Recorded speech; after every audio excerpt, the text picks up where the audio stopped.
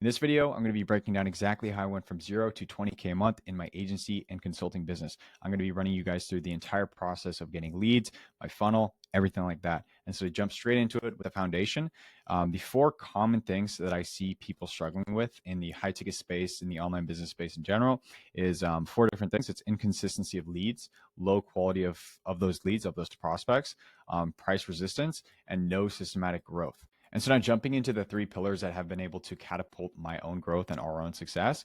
Number one is strategic content creation. So this is going to be what builds the authority that you need to sell and to reach people, demonstrates the expertise, and creates that trust at scale, which is what everyone needs to be growing a business in a strong and sustainable way. It's the way that you get people to like, know, and trust you. And so number two here, which a lot of people disregard and forget about, is lead nurturing systems. And so by forgetting about this, you're missing out on the potential of the outcome that could have come from this first one. And so a lot of people skip this. And so you definitely do not want to do that. And so what lead nurturing systems look like though, or what it does is it qualifies your prospects, it builds more rapport and relationships, and it basically automates that trust building. So a lot of people don't do this and they don't take into account that not every single person seeing your organic reels is a buyer that's just ready to jump in to book that call and pay you thousands of dollars over a sales call. They don't know you for long enough. And so you need to expect to have to nurture these leads a lot more in the right way. We'll get more into this later. And so number three is the high ticket conversions. This shouldn't be overcomplicated. It's really just converting in a seamless, frictionless way. And so a good way to do this is the, premium positioning, value-based pricing, and the systematic closing, right? So you want to have a system behind this. You want this to be organized and dialed. You don't want leads to go through the first process to the nurturing process and then get here and have there be a roadblock where they're either, they're skeptical or something. The pricing doesn't really make sense. And the whole closing process just isn't clean. There's no clear onboarding for them. They don't know their journey, and it's just all over the place. So before you even jump into these, you have to have at least a rough idea of how you go about this. And so now getting into the trust funnel breakdown, which is really how I went about acquiring these leads, how I grew my brand, and how we actually got people into the business in the first place. And so there's different stages of this. And so stage one is attraction. And so for me, this has been mainly organic short form content. This looks like shorts on Instagram, YouTube Shorts, TikTok, places like that. And some important things to consider are having things like pattern interrupts, problem identification, solution hints, just the fundamental components of your content to simultaneously reach the right people, retain attention, actually make sure your messaging is dialed so you're reaching the right people, and then hint at the fact that you do have a solution to solve some of these people's problems. And so now with content categories, you break this down into basically more depth. And you have stuff like expertise content, authority content, lifestyle content. So this is just an example of what my pillars are and how much is made up of each different category here. Yours might be different. And so now with stage two, it is back to the nurturing. And so for people that don't do any of this and don't really know what I'm talking about when I say that, I'm going to break that all down here. And so a very, very powerful type of nurturing that most people do that works really well that I'm doing right now actually is long form content, right? And so this is having a strategy behind your YouTube, detailed training, deep dive content, right? The whole idea here is to get people to spend more time with you, right?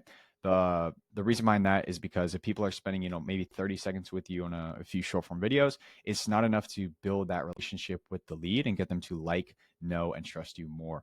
And so having YouTube in place to have more FaceTime with every single lead is super powerful. Reason being that Google basically put out a study that's called the 7-11-4 rule, breaks down that the average prospect needs to spend 7 hours consuming your content on 11 different touch points on 4 different platforms. And so it obviously that can't be accomplished if YouTube is not in the equation. And so now another stage, another way of going about nurturing that I personally really like is email. And so having basically backend email sequences. So it's set and forget, and it's really automated. And just building an email list in the first place. And so there's a lot of leverage here, but the other thing I like about it is that it doesn't take too much work. And so the work to outcome ratio is really high if you do it the right way. And so this can look like having like a welcome series, have a value series, and then have conversion series. These are different sequences that you can have. But the way to look at email is that if you're putting out short form content and you're scripting this, you're putting time into it. And, at this stage, I'd hope that you're already doing well with the short form. You're casting that wide net. Then why not grab people's emails and just nurture them via written long form content? It's literally the same thing. If you create a YouTube video and you have that script, or you just get the transcript from a website, you might as well throw that into a trained AI like we have, and then just have it basically create multiple different emails and automatically walk people through all of that just because it's bonus. Now, stage 3 with conversion. This is really just your sales process, right? Have your discovery call, strategy session, just however you go about that, onboarding people in a seamless way. That's the least friction for them. You don't have to overcomplicate it. Just make sure that it makes sense for them. They have a clear path, and people are not getting, there's no bottleneck here. You don't want to have the bottleneck here, right? Because this should be the easiest part. As now overall with the high ticket method, some more components of it. When it comes to positioning, you want to make sure that you're positioning yourself in your market the right way, right? You don't want to be the person just giving out free stuff. You don't want to be the person that has no solution. And so positioning really does matter. And that's why you should have a strategy behind your brand to know you're actually positioning yourself correctly with every single piece of content that you create. And so now, two examples of this. For example, problem expertise, clear specialization, defined outcomes, proven process. Value demonstration can look like case studies, client results, ROI proof. And so you just want to position yourself to, especially if you're in the high ticket space, B2C, whether it be B2C or B2B, you want to position yourself correctly, right? To reach the right people and not just be that other guy that's giving out free tips, free advice, anything like that, but you're actually the guy that can provide that result. And if someone comes on and works with you, they're going to get a return on their investment working one-on-one with you. And so positioning is really important to keep in mind. Pricing strategy, value-based pricing, premium positioning, result focused packages, right? So this is just another part where you don't want to get to this stage where you're throwing out the price and it's just not organized. You of course want to have that in place and don't disregard it. As now implementation timeline. If you're looking at all this and you're looking to implement and take action right away, here's what a timeline could look like for you. Month 1 could be basically building that foundation. And so this can be developing your content pillars, setting up all the different platforms, having that already, initial content creation, right? Filming that, putting it out, everything like that. Month 2, we can call scaling. And so content optimization, start tracking the data, looking at what's working, what's not, what type of content is getting conversions, what's not, how your audience is engaging and reacting to all the content that you're putting out. And now system automation, you can start to make things more dialed, more streamlined, so like that. Now lead generation, you can look to boost that, put out more content based on the data that you get from here. And so now month 3, we can call this optimization. This is conversion improvement, process refinement, team building, right? So really just taking it to the next step. And now I want to leave you guys with some success principles. And so when it comes to building a personal brand and scaling your high ticket one-on-one offer, B2C, B2B, whatever it is, you want to have content consistency. A lot of people will start putting out some content, put a little bit of time into it, there will be no result, and so they'll just fall off and they'll stop.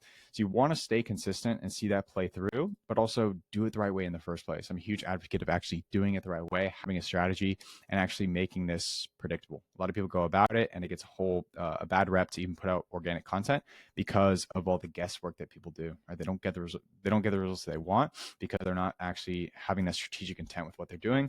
So when it comes to those success principles, stay consistent, prioritize trust building always, right? Don't see content as just, a lottery system where you put out content and you get a few views and stuff. See it as an actual, like any other type of vehicle of acquisition for your business, for your company. And so prioritize trust building. That's a good way to do that. System development, always look to streamline processes, outsource, make it more organized, have more leverage at the end of the day. And so now, next steps.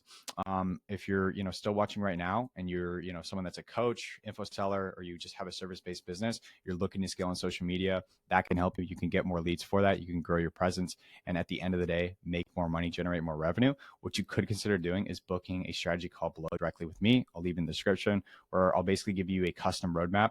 Look at what you're currently doing right now, what could be optimized, what could be better, and then leave you with those implementation steps and just see if we're a team of people that could help you out in your situation. But at the end of the day, success isn't about perfect execution. It's about consistent implementation of proven systems. And so if you want to scale in something like this, you can book a call below. But that wraps it up for this video. See you guys in the next one.